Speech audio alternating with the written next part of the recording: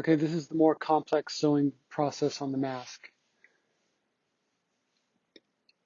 Always lock the thread when you start, so you sew forward and backwards so it won't unravel.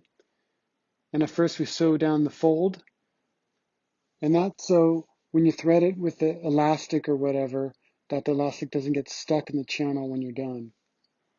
And you have to do that to all four sides, otherwise it'll be a nightmare at some point. And I always cut the loose threads throughout the sewing process just to keep it clean.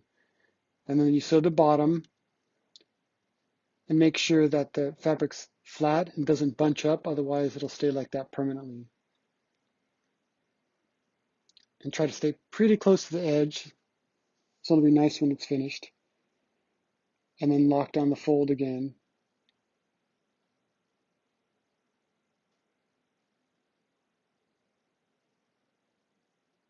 And then you lock the thread at the end again so it doesn't unravel.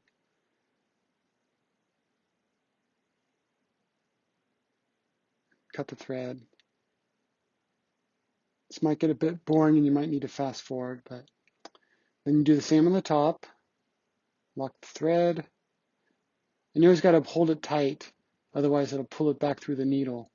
And then you have to rethread the machine, or rethread the needle.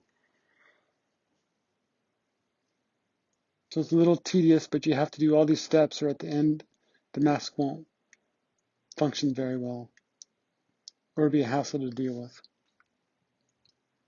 And if you don't clip the thread and you sew over it, it'll get stuck inside and that won't be nice either. And just try to stay close to the top. And once again, don't let the fabric bunch up or you'll lock it in place.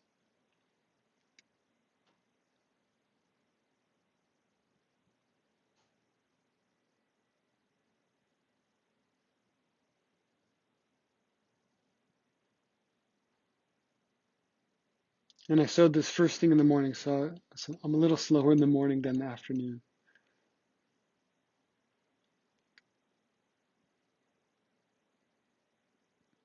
And then you lock this final one into place.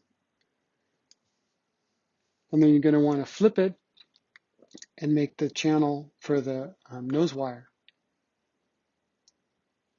And there's buttonholes on the top, so you need to, I changed the stitch length so the nose wire can't fall out of the channel. It really locks it in there. So you lock the fabric in and then sew the channel. And same thing, don't let the fabric bunch up or it'll be permanently like that and there'll be a crinkle in the front. And the nose wire won't go through as well either. So you stay about 1 centimeter away from the other stitch, so that's the channel. And you go past the second buttonhole. It's kind of hard to see, but you can kind of see it there. And make sure you go far enough past the buttonhole so that the wire will work. And there you go, 3.5 minutes later.